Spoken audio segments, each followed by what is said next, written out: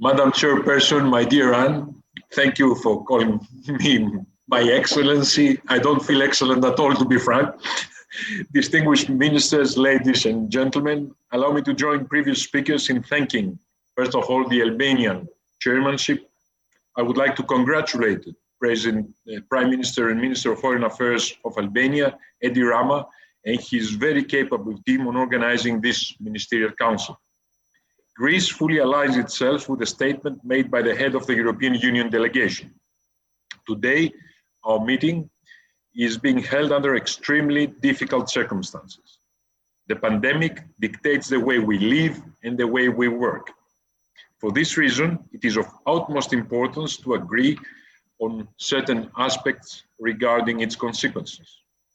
The security landscape in Europe is becoming more and more complex and more unpredictable. We're faced with many security challenges and threats that take unprecedented forms. They extend beyond borders and concern our states, our societies, each one of us. We are also faced with a deteriorating situation in the Eastern Mediterranean that affects regional peace and regional stability.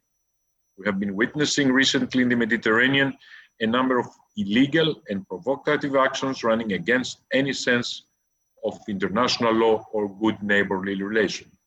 Protracted conflicts remain also unresolved. They affect security and stability throughout the OSCE area. We have to take decisive steps and to take them now. We have to find lasting political solutions to the problems on the basis of international law and the OSCE principles and values. Hence, we welcome the recently achieved trilateral agreement on Nagorno-Karabakh. We firmly support the role of the Minsk Group in the peaceful settlement of this conflict. We ask for full implementation of the Minsk agreements on Ukraine and promotion of reforms in this country. We support the 5+2 talks on Transnistria. We are also supporting the Geneva talks on Georgia. We also hope for a peaceful settlement of internal animosities in central countries of the area. We should also address migration and in particular its root causes. At the same time, we must seriously take into account the possible impact of the flows of refugees and migrants. Dear colleagues, unfortunately, the system of conventional armed control is now being questioned. The political will for its implementation is lacking or has turned against it. In this regard, our three relevant basic documents are either not being implemented or becoming obsolete.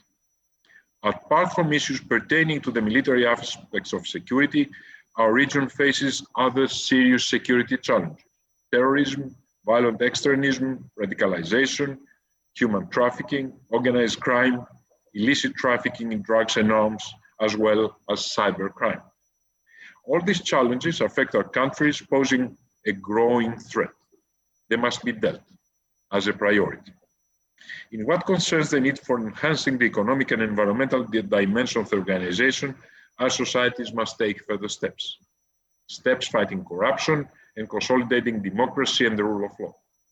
Wasting natural resources, wildlife, smuggling, and in general environmental issues need to be addressed in an effective way.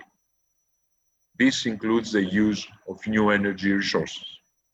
This must be reflected in specific, straightforward commitments to be undertaken by all participating states. A similar effort must be made in the area of protecting human rights and fundamental freedoms. They must be fully respected by all. The OSCE addresses this issue as a serious dimension of security.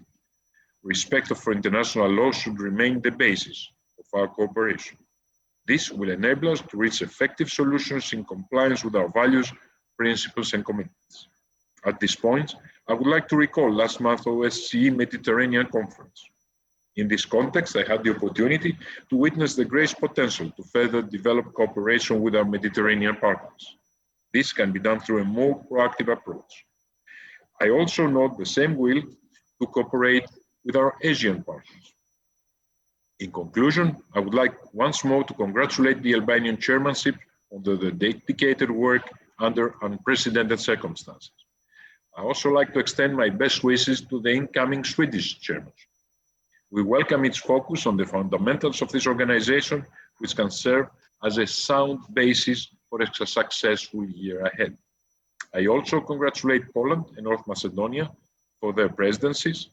I wish every success to Estonia for the 2024 bid. We look forward to work with the new Secretary General and the heads of institutions, and I extend warm congratulations and wishes for a successful and efficient term in office. Thank you for your kind attention.